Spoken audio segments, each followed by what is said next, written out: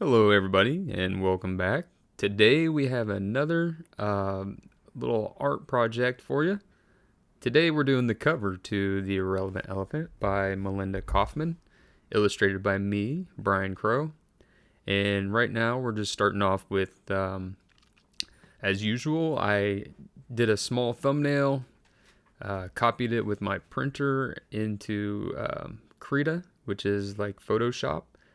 And there I blew it up to the size that I needed, and I turned the opacity way down and printed it out on an 8.5 by 11 sheet of paper, your basic printer paper. And I do that specifically just so I can work out the composition on where things are placed. The placement is, for me, usually the most important aspect of an image. And that's what I went ahead and did here.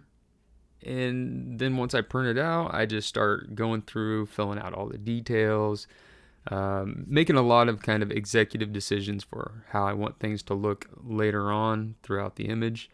And this process works out really good for me, at least right now. I'm always searching for better ways to do things, but this way actually works really well for me. I like it. And it helps me to just dive right in and get to work once I've kind of come up with a thumbnail idea. Because normally when I do have a thumbnail, I have a really good idea of where I want to go with that thumbnail. It comes with a mental image. So like I said, I just basically need the placement of everything. And then it leaves room for some exploration as I'm actually drawing the image. Now you'll see here, I start out just kind of working through this image, doing my ink lines pretty quick because I'm wanting to keep it, like a certain kind of style of loose and whatnot, But at some point, I'm just like, I don't really like my lines, and like right here, like I'm looking at these lines and I'm just absolutely hating them, and I'm like, nope, they gotta go. So I start playing around with some different things to see if I can get some better lines and whatnot. And I was like, well, that's getting a little too far from what I'm wanting to do. So I just went back to hand drawing because I want everything to have that hand drawn personal look. I don't want it to be the glossy Photoshop look. I mean, that's just, I'm kind of limited in some aspects because I am using digital programs. But as far as the lines go, that can be me. And I can adjust stuff based on, the pressure that I use while using my tablet. And the lines themselves are all organic. It's basically like I'm drawing on a piece of paper while using a tablet. So Photoshop's not doing that work for me. I got to do that work myself, and that's one of the things I really enjoy about art is the personal aspect that comes along with it. There's a lot of beautiful digital art out there, but some of it, I don't want to say a lot of it, that's too extreme, but some of it just feels disconnected, like it's just too glossy, too reliant on the computer to do a bit of the work for you. And at the end of the day, this is for a children's book, and I want it to look, childlike, fun, playful, not overly critical of lines and placement and all that stuff. It's supposed to be a fun image. This is the cover, like Ellie the elephant sitting here blowing confetti, and they're all getting squished in this big hug, except for Alex down there on the bottom's kind of just getting squished, which is kind of, I chose him to be in that position because in the storyline, he was kind of getting crushed by the presence of this elephant. And I thought that would be kind of a bit of foreshadowing for the book, like maybe once somebody's read through it, they'll be like, oh, okay, I kind of get this a little bit more. But I wanted him to also be having fun because this is a feel-good story. At the end of the day, the problems get resolved in a productive manner, and everybody ends up better off. And those kind of stories are, those are great. They're the feel-good stories. You gotta love them.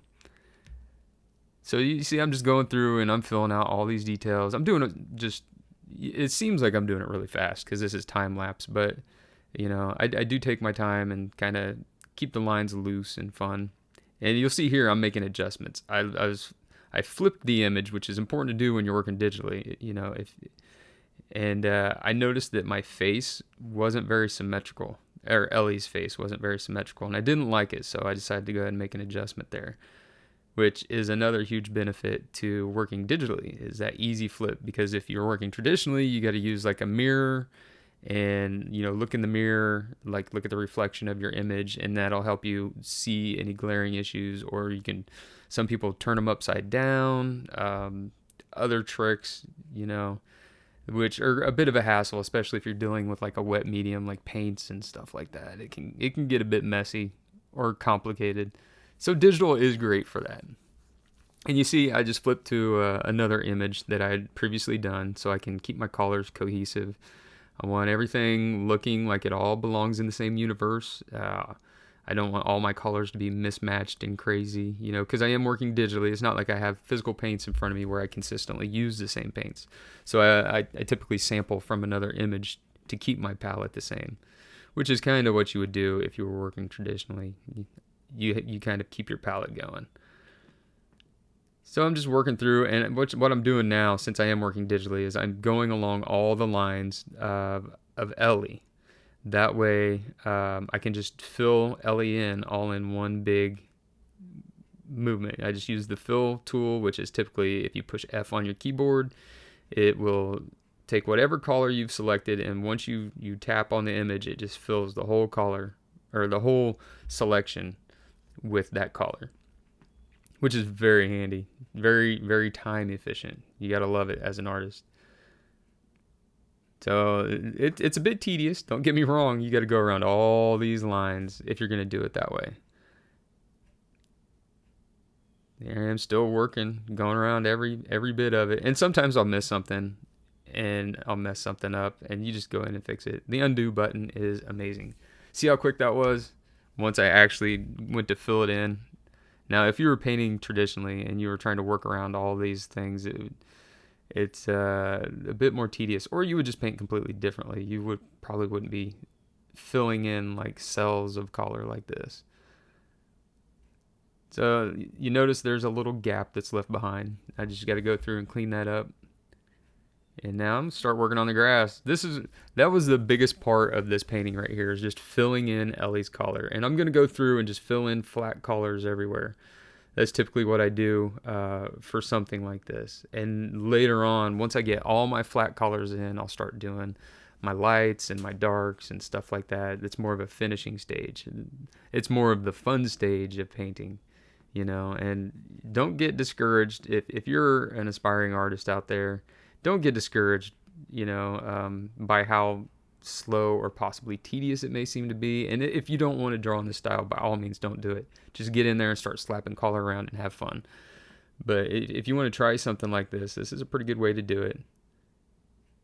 It works for me, you know. And that's the thing in the art world. You got to find just what works for you and what's fun for you.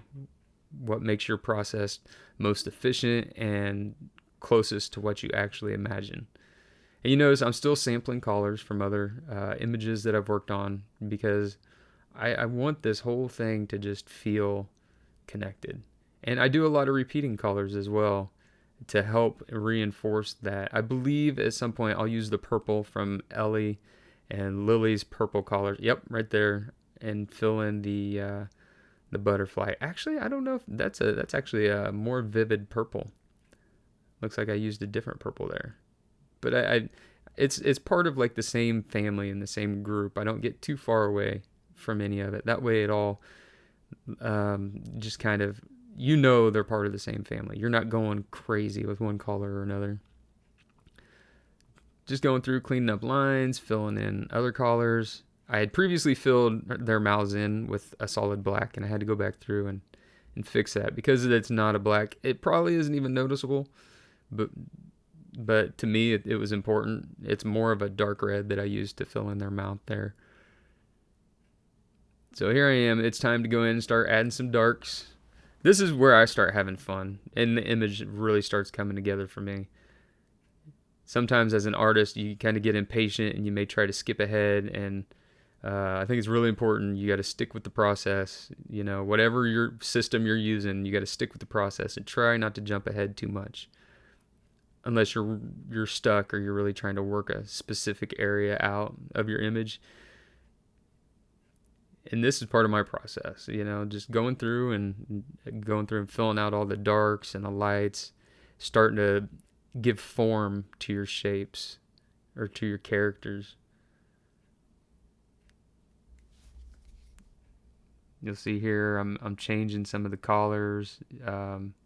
That's her belly, and her ears are slightly desaturated pink. And this right here helps as well. That's the darker shade I've been using for her desaturated pink. And it brings all those values in there and the shadows to life. Yeah, so as you're doing that and you're adding all these shadows and lights, it's a good feeling to see your image coming together. And like I said, don't give up on the process. Just stick with it. And there's nothing wrong with backtracking, but this is a good way for when you're a beginning artist to kind of do things and kind of figure out how you want things to look. It's a handy tool. And a lot of kids start out kind of doing art this way. They'll just throw in their shapes and like just add shadows and stuff. Once they start trying to make things a little more three-dimensional, and it's a good way to do it, and it's fun. You just slowly work your way through and make the image look as good as possible. And here I am just kind of cleaning lines up, trying to make everything look the way I want it to, where it still looks a bit loose, but it's playful and without being too crisp and too clean. That was one of my goals while doing this image, doing all these images, is stay away from being too crisp and too clean. Like, none of those lines are perfect, and that's, to me, that is perfect by not being perfect. And everybody has their own opinions, everybody has their own goals, everybody has their own aesthetics that they enjoy, and you'll find that out more and more as you do art.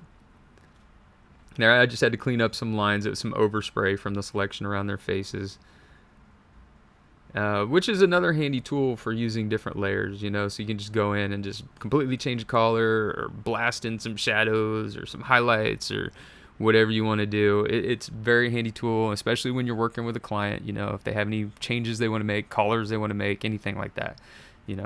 Those separate layers are fantastic. When I do my own artwork, I don't really work on separate layers like this, but I do go for more of a painterly look as well.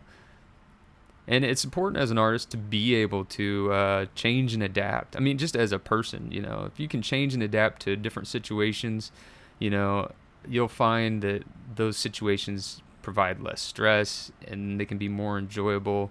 And as a person in general, it makes everything so much better. Just being able to adapt to a new situation or a new style as an artist, especially if you want to do art for clients, you have to be able to adapt, because not everybody likes what you do.